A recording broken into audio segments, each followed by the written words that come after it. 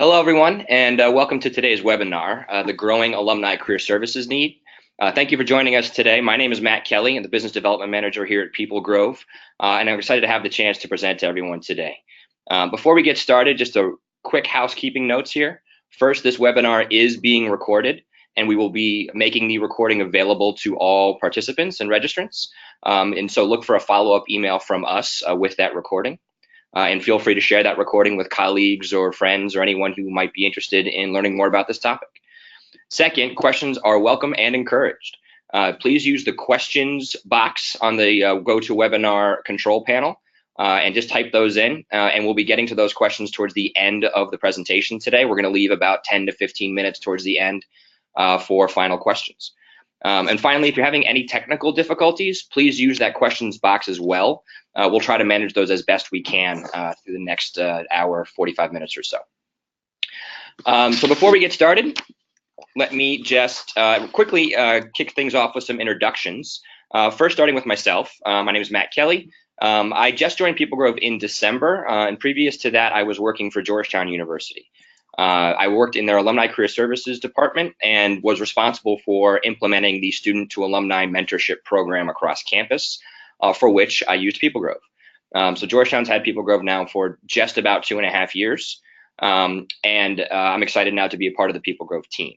I'm going to kick it over to my fellow co-presenter here, David Johnston from the KU Alumni Association, for a quick introduction to himself. David?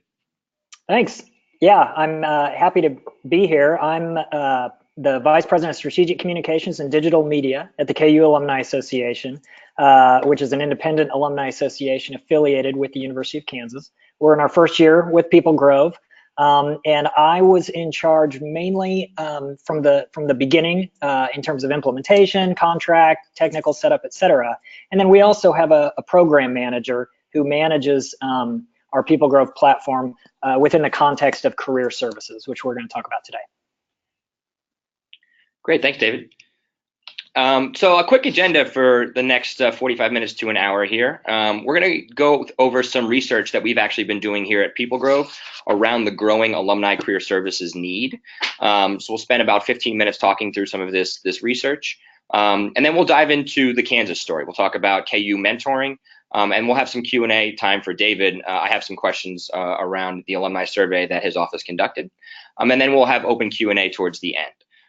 So we're very excited to present this topic because we've been hearing more and more from partners that we work with here that alumni are coming back to their alma maters for career support. So we've dug in a little bit into some of this research around some of that need, and we're excited to present some of those findings here today. Before we do that, I want to kick things off with a quick poll. So what is the average number of jobs held by individuals born from 1957 to 1964 between the ages of 18 and 50. So in that 18 to 50 range, if you were born between 1957 and 1964, what is the average number of jobs that you held? So I'm going to launch the poll here.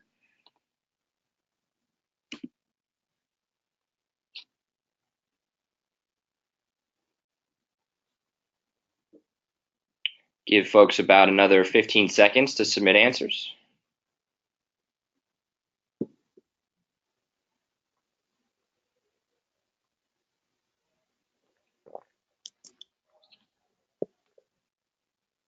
Great. Closing it now.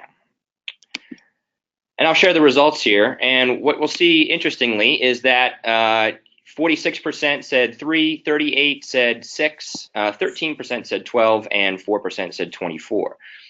So that is actually kind of what we expected here. We expect, for those in the baby boomer generation, it's more likely that they held fewer jobs between those years. Actually, the number is 11.9. So that those who answered 12 were closer to the number there. But individuals born in that age range actually held 11.9 jobs between the ages of 18 and 50.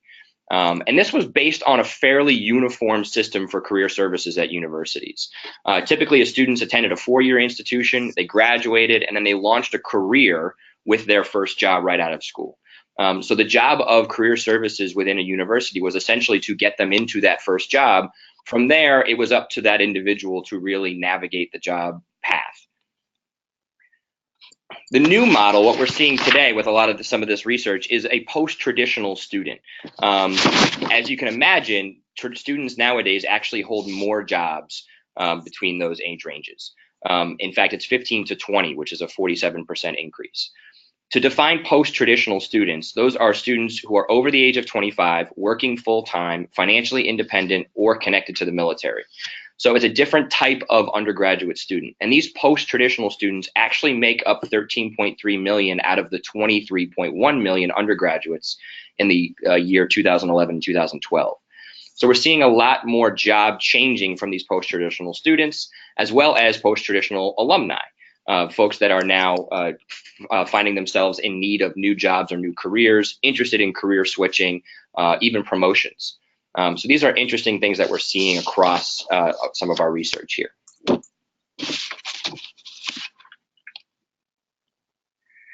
On that topic as well, we're turning towards millennials now. 21% of millennials say that they will change jobs within the past year, which is more than 3 times the number of non-millennials who report the same. So what we're seeing now is a very high trend of job switching amongst alumni. So now we're thinking about what is the role of career services at a university with that type of job switching, and then what is the role of alumni relations after graduation with that same trend in mind.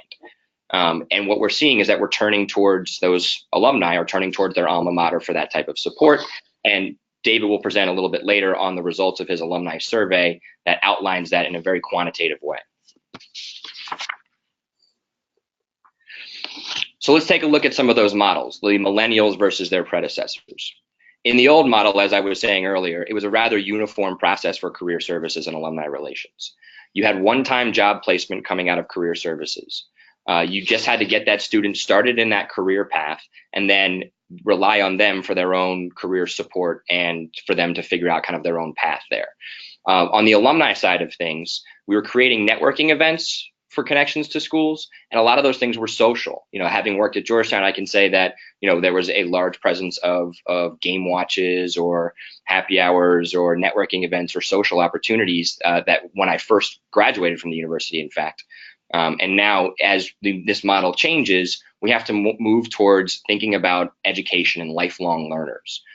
So the new model that we're seeing now is career services on campus, thinking more about the diversity of jobs and the diversity of students that need career support. So it's not just very strict and structured recruiting models anymore. Students are now thinking a lot more about large-scale careers, what their career path is, finding meaning in their career, thinking about things outside of those very structured ladder-like recruiting processes. For the alumni relations side of things, it's important now to create ongoing learning opportunities because the economy changes rapidly. People are looking for jobs every 1 to 3 years now instead of staying longer term.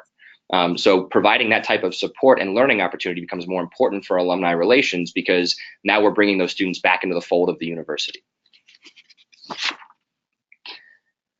So what happens? What's the cost of not actually adopting here? So as schools are failing to adapt, we're seeing a perception of value declining. So what you see here are some research from NBC News and New America around whether or not students and alumni feel that the cost of their education was worth it. So you can see in 2013, 56% said that yes, the cost of college was worth it. That dropped 17% from 2013 to 2017. You can see that same question answered with college is not worth the cost below in that chart. Interestingly, it kind of breaks down even further when you look at types of institutions. So the chart on the right-hand side here shows whether or not you agree or disagree that your institution is worth the cost. And you can see a lot of different numbers here around strongly agree, somewhat agree. But the trend here is that we're seeing is the perception of value is declining across higher education.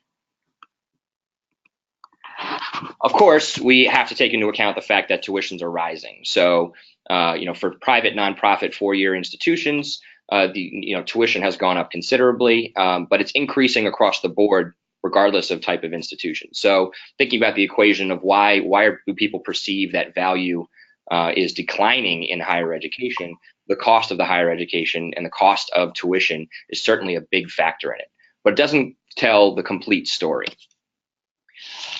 One of the more interesting perceptions that we found in our research is that 58% of American adults feel that the schools and their institutions are actually putting the needs of the institution itself over the needs of the student. So having worked in the alumni relations space and worked within a university, I can say that this is a perception that I don't feel somewhat is accurate. I think, we have those who work in this realm are really passionate about student success and passionate about students overall. But it's important to acknowledge that this perception exists out there and that we are now fighting against this perception on a day-to-day basis in career services and in alumni relations. So what is some of the obstacles that are really preventing schools from evolving to a new model? We've kind of identified three here as across our research and across some of our partners and some of the things that we've talked about with people we work with at PeopleGrove around why things take a long time to evolve and what prevents schools from really changing. First is that it's not a priority. Institutions haven't really recognized that there's a large value here in providing alumni with more career services and more lifelong learning opportunities. Mostly because some of these things are not an immediate revenue driver. So schools kind of put this on the back burner a little bit because they're not seeing immediate ROI coming from this type of educational opportunity. Second is a fragmented approach. Those who work in higher education are well familiar with bureaucratic silos and how things can get put into a certain place and stay there without a lot of cross communication or cross collaboration across campuses. So who owns alumni education is a big question that schools are now facing. Is it career services? Is it student affairs? Is it another department, innovation? This is a big question that schools are now facing, and the lack of clear ownership creates a little bit of a fragmented approach to this type of relationship, and that's causing a gap in services.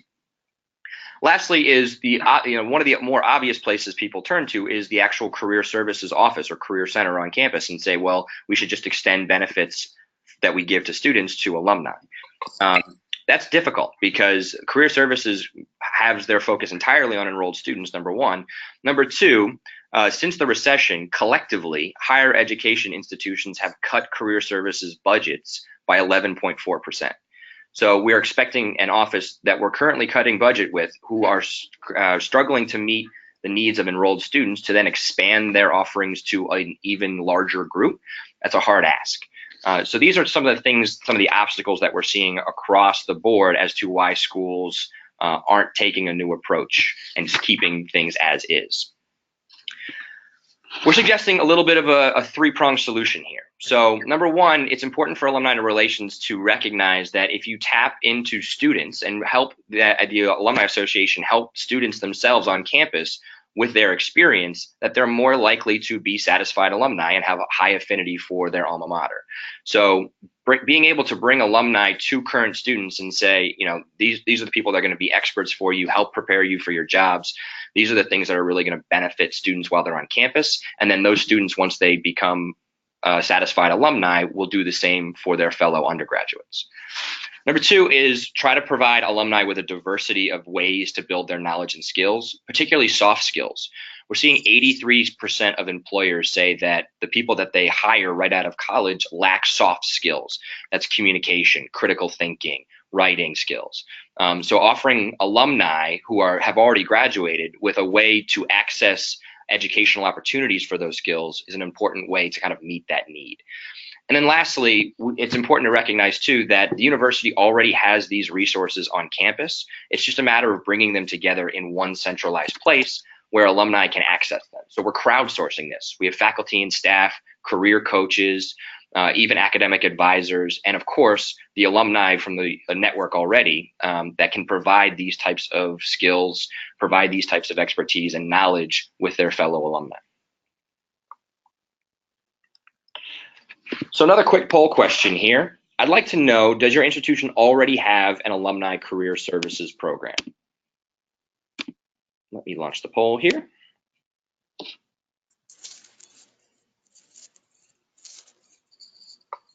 And I'll give folks about another 15 seconds here to submit their answers.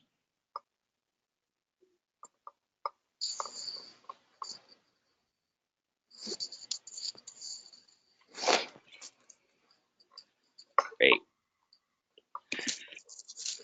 So excitingly, it looks like most do. 48% answered yes, 24% no, and 28% yes, but informally.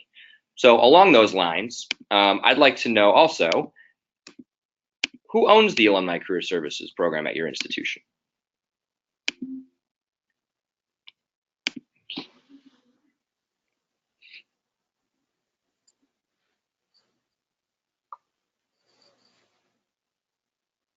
All right, probably another 15 seconds to get answers in.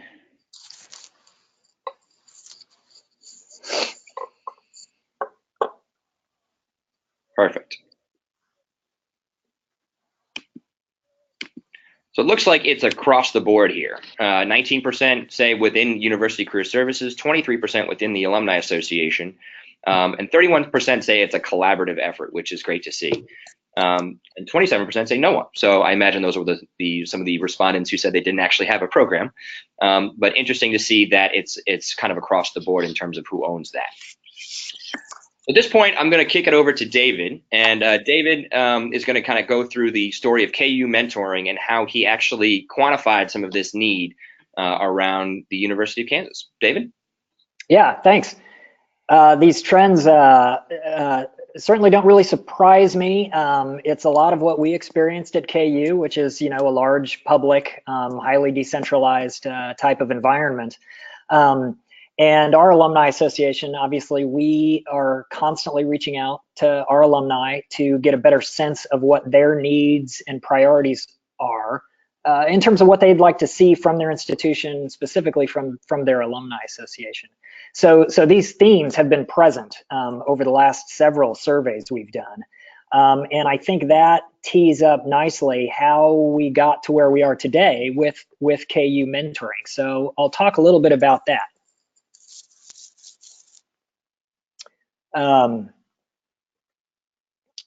My slide's not advancing, so I don't know if you guys are seeing what I'm seeing. We've got the chart with the Alumni Association surveyed 43,000 alumni members there. Are you not seeing that? I'm not seeing that on my end. Let me hide the results here and see if that helps. Perfect. Got it. Now I can see what you see. All right. Perfect. So let me talk a little bit about our all alumni survey. This goes out to all of our alumni, and we usually get a really strong response of more than a 10% response rate. And we're asking them typically about what their needs and expectations are of their alumni association, but also how well we are performing. So there's kind of a dual ask there. What's important to you, and how well does the alumni association perform at providing those things? And you'll see a clear winner when we study the gap. What we want to make sure is that we're not maybe under-delivering on something that's super important. And we also want to know if maybe we're over-delivering on something that's less important. Traditionally, alumni associations like ours have been known as kind of this big tent approach, come one, come all. We've done really well with networking events. We do a lot of the athletic events, particularly this time of year with March Madness.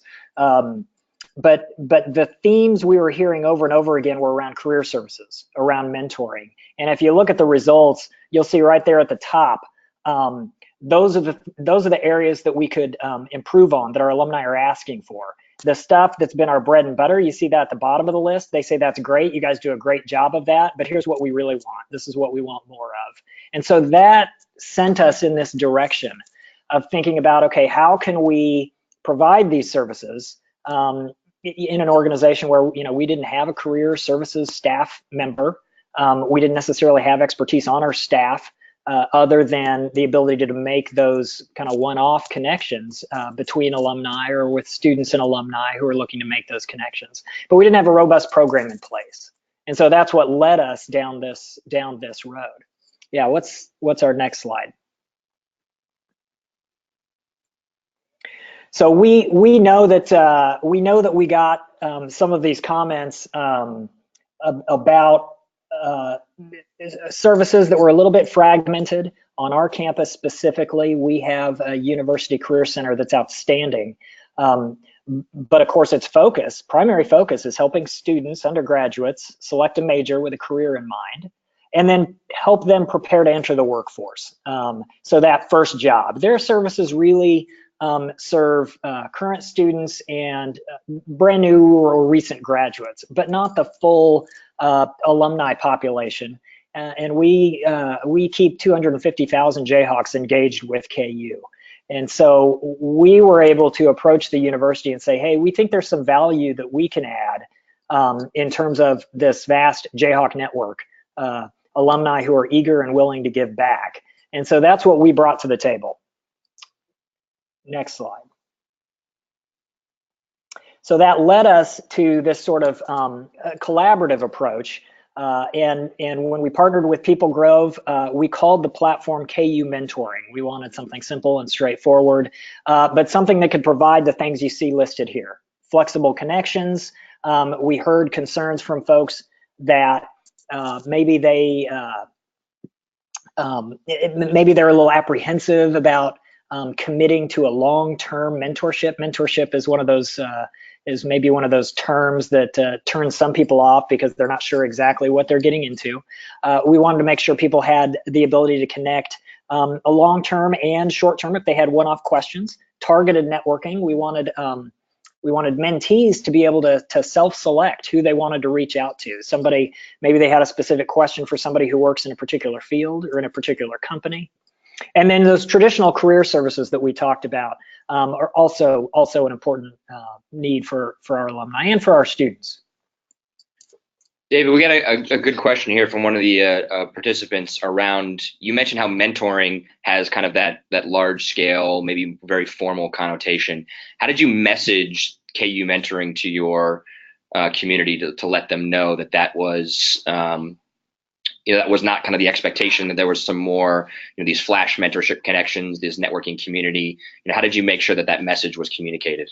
That's a great question. One of the things I like about the platform and PeopleGrove is its flexibility and adaptability. I'm a marketing person, so I appreciate the question in terms of how do you position this. I know some partners position long-term and short-term mentoring. That long-term is what do you mean by long-term? That has a tendency to turn some folks off. So we framed ours as just a kind of the formal mentoring program, but then we created KU Connect for the short-term one-off types of connections. And KU Connect is where we've really seen traction. We start by promoting that, and once people get a feel for it, a taste of it, then they see, okay, I trust the platform, there's some reliability here, they can kind of proceed at their own pace. And those short-term connections are likely to evolve into long-term connections. So we try to start by giving people a taste through KU Connect, and that's been the bulk of our promotion. And I think that's worked. Great, thank you. Mm-hmm.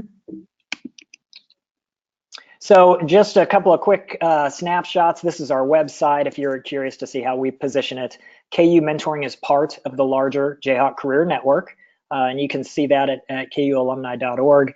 But when you go to KU Mentoring, it exists on the PeopleGrove platform. And so this next screen is where you land.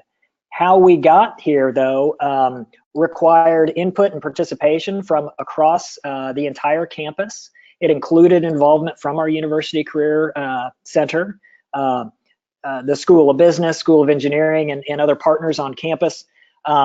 So that we had kind of a one-stop shop where our partners on campus could have their own area that served their specific alumni, but through the benefits of things like single sign-on, our alumni and student participants would just have one entry point where they could get anywhere they needed in the platform.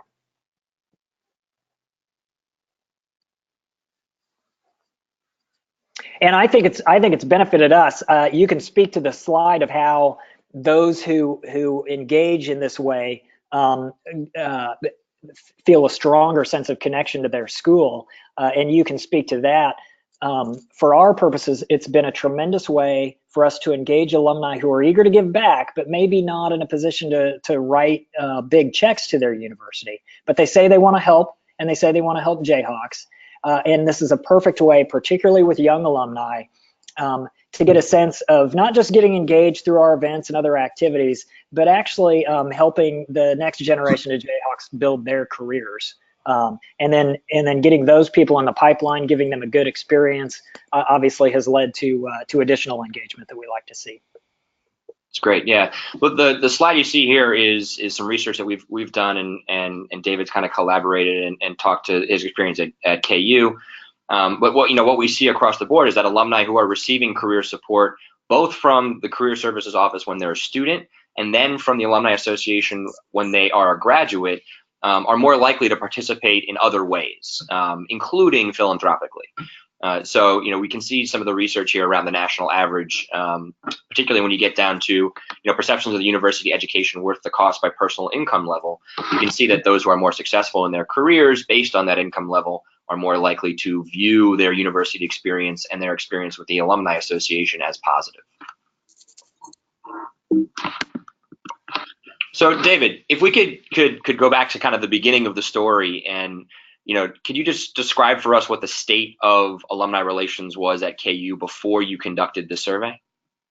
Well, it was probably in the same state a lot of our peers are in, and I described that a little bit. At a large public, we're a Big Tent alumni association, but these days we know that it's no longer a one-size-fits-all proposition, and alumni at different life stages have different needs and want to engage in different ways. And it's hard to carry that out at scale. So most of our activities were focused around our chapters. At Kansas, we call our chapters networks. And so we've got more than 100 statewide, national, and international networks. And we have those events that are coordinated by our staff and our volunteer leaders in those areas. And yeah, we do most of the traditional programming you'd see from an alumni association. With a flagship magazine for our dues paying members and other communications that help in events that help keep them engaged. But career services weren't really part of our offering, other than the closest we would come would be some of our network events where we might have career panels or industry panels that engaged some Jayhawks in higher level positions in those organizations.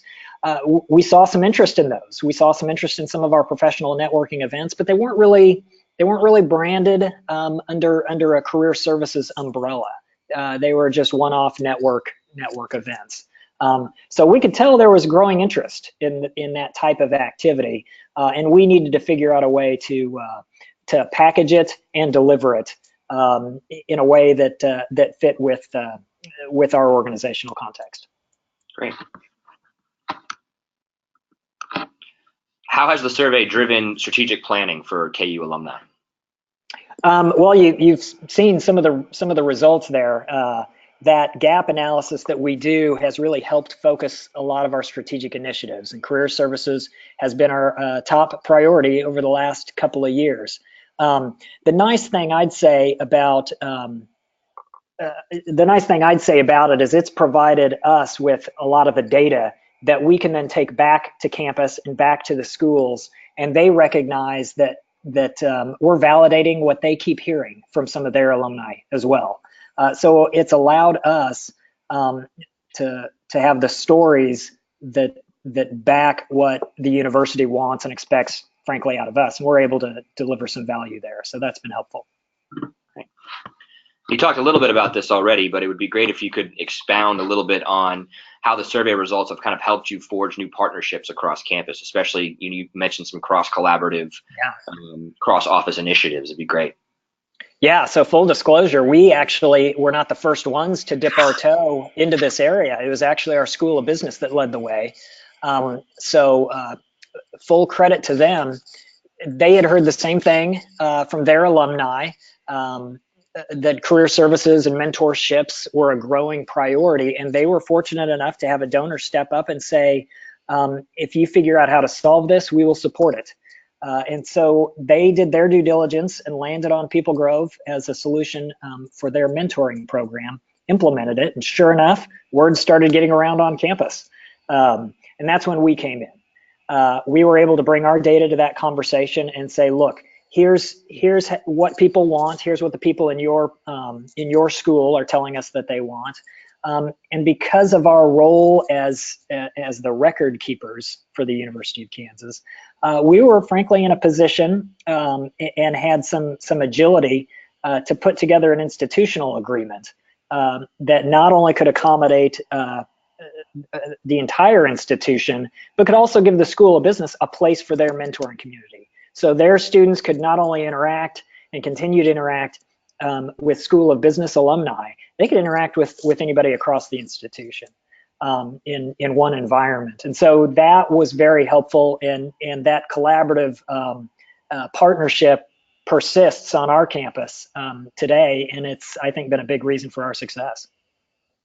Along those lines, what has been like kind of the main driver of how partners are coming to you to join kind of the KU mentoring system? I'm thinking about my experience at Georgetown when, you start to show success, you have other partners who want to be a part of it. And have you had that experience, or is anybody kind of coming out of the woodwork to say, this is a great thing, let's be a part of it? Yes, strategically, it's funny you mentioned that, because as sort of the technical advisor when we were setting this up, I would get all kinds of questions from different parts of the university. Can it do this? Can it do that? And 10 times out of 10, the answer was yes, it can. The real question is strategically, what do you want to provide? Sure. Some examples were student to student peer mentorships. So we're talking about incoming freshmen who maybe were first generation students, pairing them up with seniors who had been there and could help advise them. We also have young alumni looking to advance their careers, wanting to connect with older alumni. We've got other niche groups asking, can it serve them? Mm-hmm. A good example of that would be our honors program.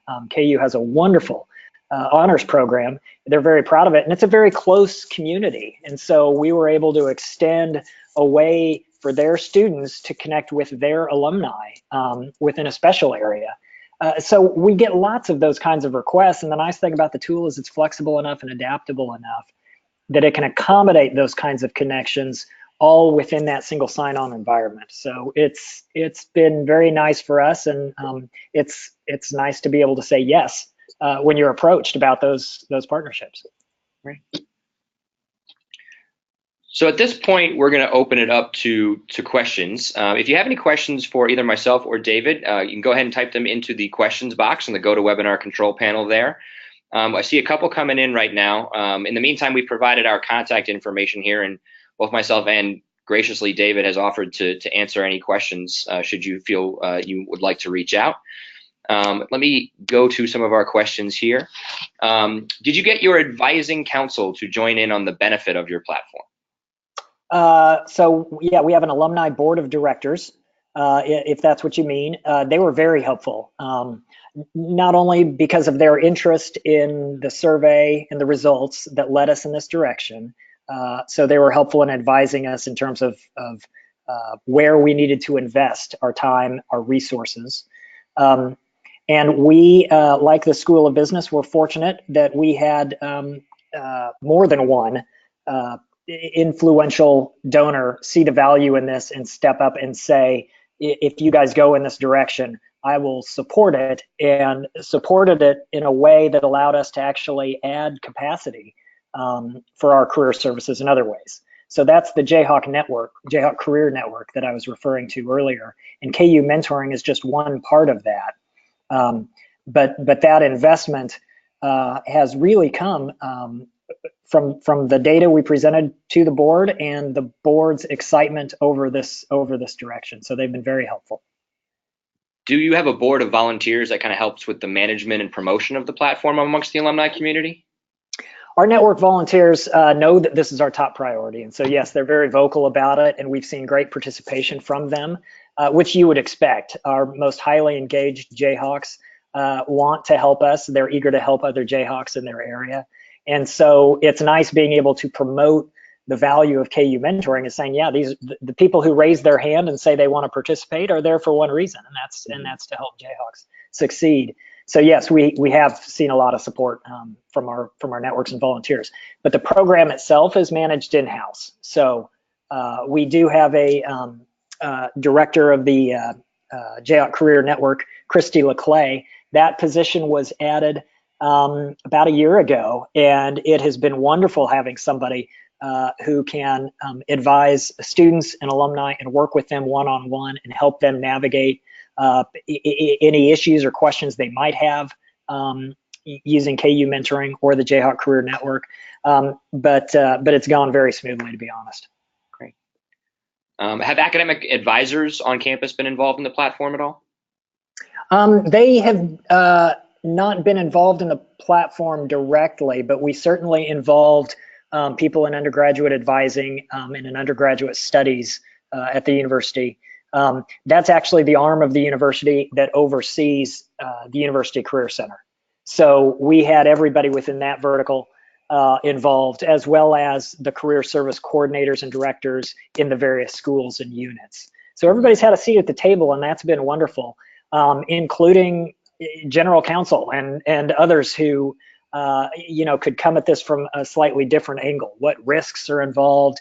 How do we make sure that we're vetting the alumni participants properly, et cetera? And everybody's been very pleased with the result.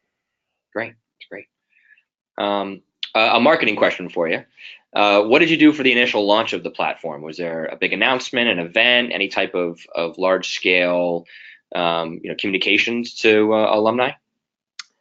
Yes, there were a number of things, and I could talk more about this offline for those who may be interested. But strategically, we centered it around homecoming. Our homecoming takes place during the fall, in the middle of football season. We do have a lot of alumni coming back, but it's also a great time to engage alumni wherever they are. And so between the start of the fall semester and homecoming, we really promoted KU mentoring to students upon their arrival and wanted them to get excited about it. And we already had alumni populating it, and we had been educating our network volunteers and others. So by the time homecoming rolled around and we were able to launch it, we already had thousands of participants. To date, I think we have 4,500 plus students and alumni actively engaging on the platform. And so that's pretty good in our first year. We feel really good about that. The thing I'm more excited about is not just the high numbers, but the high satisfaction rate. Our positive reviews have been 91%. So I feel like the people who are using it are having a good experience on the platform, and that's just as important. That's great. In fact, you just answered a number of the questions that just came in around metrics. We have a lot of participants who are interested in how you're measuring success. Right. So along with the number of users between students and alumni, along with those satisfaction rates, is there any other metric that you're using to show that this is having an impact on the community? That's a great question. The platform does have a nice dashboard, and so if you're interested in quantifying the investment and the value of the tool, you'll get those metrics. Yes, we look at satisfaction in terms of the interactions, making sure those reviews are positive, taking care of any negative reviews, and we've hardly had any at all to speak of.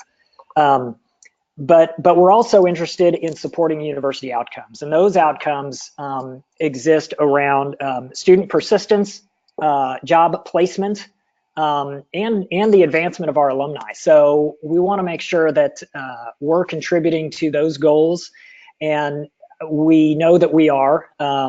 What we're hoping the tool will do is bring more employers to the table, and through the Jayhawk Career Network, which is the larger initiative, we're hoping to be able to create internships, externships, entry-level opportunities and advancement opportunities through our alumni employers, and so we're tracking that in a different way. But it's all part of this career services initiative to show that the Alumni Association and the broader Jayhawk network can add value to the institution. That's great. Another question I have around users here that's coming in from some of our participants is, are you bringing in other types of users, for lack of a better word, but parents, any other types of mentors who are providing their expertise on the platform? Another good question. Those are all decisions that can be made about how to structure it strategically. Parents that's another important audience, and we recognize that. That's another group. We're hearing lots of buzz on our campus about effective ways to engage parents, and so yes, they are part of it. That's an example of I don't want to say a non-traditional audience that it has a place in the platform, but we do have a place for students, for alumni, for parents, and for faculty and staff, and they are joining in each of those areas. And so if you want to seek out somebody based on that classification, you can. We also allow student to alumni mentors and alumni to alumni mentors. So you can have multiple roles in the community, which is nice. That's great. Another question here around the diversity of needs and interests across your community. So is there a way within the platform that you're structuring, the ability to support groups like, say, your honors program? The groups function has a lot of appeal. And so because we are just starting in our first year, one key question is, how do we use those groups most effectively? The community listening in will probably have better ideas than I do. But some of the things we've talked about is geographic groups that would support our networks. We do have affinity groups such as our Black Alumni Network, our Veterans Alumni Network. Some of those groups have expressed interest, and the platform can accommodate those. But we're really trying to take a step back, work with the university, and figure out what's the best way to structure this so it doesn't become so fragmented that there are so many choices that students and alumni don't exactly know where to go. We want to make sure that it's serving each of those needs. And the nice thing about something as simple as KU Connect, you're able to search across a variety of fields, industries, and interests. And so you don't necessarily have to create something that looks like a closed community structure for those groups. They can be accommodated just through the search process. And we're able to advise students when they're seeking out alumni how to look for a connection that is exactly what they need and what they're looking for. Yeah, that's interesting. It's one of the tools we see at PeopleGrove that is most versatile, and we see our partners use it in a number of different ways. Myself at Georgetown, I used it as a way of organizing already existing organizations. So like a student organization that was a career-focused organization who was interested in almost like a mini CRM for their members, because all they had was a list of alumni on an Excel sheet. So it's an interesting way that you can kind of meet those diverse needs across campus, depending on how you'd like to structure it. Mm-hmm. Another question here around outcomes. I know you mentioned that there's already kind of an existing career services platform out there for students, and I'm wondering how you kind of position this within the technology stack available to your community members. And then have you seen any outcomes around job placement even for alumni looking for new jobs amongst, being placed by other KU alumni? Good question. Because we're still in our first year, our plan is to report annually. So we're in the process of collecting those numbers. The Jayhawk Career Network umbrella interfaces nicely with some of those services that are provided by our University Career Center. Including our job board for students and young alumni and employers looking to hire Jayhawks. So we interface with that tool and technology that is managed by the university. But of course, we promote it through our alumni channels as well, looking to hire Jayhawks. Mm-hmm. So, but we also have our own job board through the PeopleGrove platform for alumni looking to hire maybe more experienced alumni. Those types of positions that you won't find as much the job board managed by the University Career Center. So there is sort of a handoff, and we make sure that our audiences kind of know what path they're on and what resources they have. And we're hoping that the Jayhawk Career Network can be sort of a one-stop shop and a bit of a hub to direct both students and alumni to those resources wherever they reside. Great, that's fantastic. There was one last question here from our participant, and I think we may have talked a little bit about the support that you have around the platform. But how many staff members do you have kind of managing? You mentioned Christy once, I believe, but yeah, is there anyone else on the team that's helping with the project? So we have our alumni association has 43,000 paid dues paying members. We have a staff in the 40 full-time staff divided among communications, records, programs, and hospitality. While I'm on our communications team and helped with the implementation, much of it was me and maybe a information services person with our records team who is managing some of the setup at the initial stages. From a program management standpoint, we added Christy LeClay's position to our programs team. That was a wonderful add and demonstrated our investment in this area as a priority for us. But she gets a lot of support from all of our network leaders and our programs staff, including 2 staff members that we have dedicated to student programs. We have a senior and a junior person who work with our students, and much of their programming, as you might imagine, focuses on that transition from student to alumni and helping the members of our student alumni network make connections with alumni. So a lot of their programming is in the career realm, and they support Christy with a lot of this. But it's really just the one person. And fortunately, the platform is easy enough for her to manage. In addition to all of the activities that are going on with the Jayhawk Career Network. That's great. Well, David, thank you. We have no more questions from our participants, and I want to thank everyone for their engagement today with those questions and answering the poll questions. And David and I have made our information available here, so if you have any further questions for either of us, we're happy to answer those. Last thing I would like to point out here, just real quick, we have a couple upcoming things here at PeopleGrove. We have a white paper that we'll be publishing soon on this very topic. So some of the research that I've been able to present today, we're going to be publishing this research paper very shortly, should be by the end of the month. And we're happy to get that out to all webinar participants today. And we're very excited for this research to come out. I think it really demonstrates some of the things that our partners have been seeing across their universities and their campuses, as well as some of the information I've been able to provide today. Our next webinar from PeopleGrove is going to be April 24th. I'm going to tap into one of my former colleagues, actually, Sarah Smith, who is the current Associate Director for Alumni Career Services at Georgetown University. In that webinar, we're going to be talking about cross-office programming. So right now, the Alumni Association at Georgetown is in the midst of the Hoya Networking Series, which is a month-long career services programming that's working with a number of offices, including the regional engagement team, and others within the Alumni Association. So we'll talk a little bit about how that came about and how PeopleGrove's played a role there.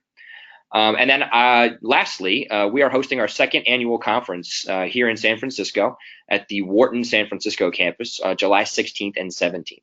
I actually attended last year as a client. So I attended from Georgetown and had a wonderful time meeting others from across the nation and the world who work in this space and think about mentoring on a daily basis. So we'd love to have you join us there. Lastly, last poll question here. For those who are interested in learning more, I know there were a number of questions that had to do with the functionality of the platform. If you could just submit your interest to learning more here via this poll, we'd be happy to get in touch with you and speak a little bit more about how the platform can function and different things that might make sense for your community. But David, I want to thank you again for your time. I really appreciate it. Good luck tomorrow in round 1 of the NCAA tournament. And thanks again for being a part of this today. Appreciate being a part of it, and thanks for everything you guys do. Rock chalk. Thank you, and everyone have a great rest of your day.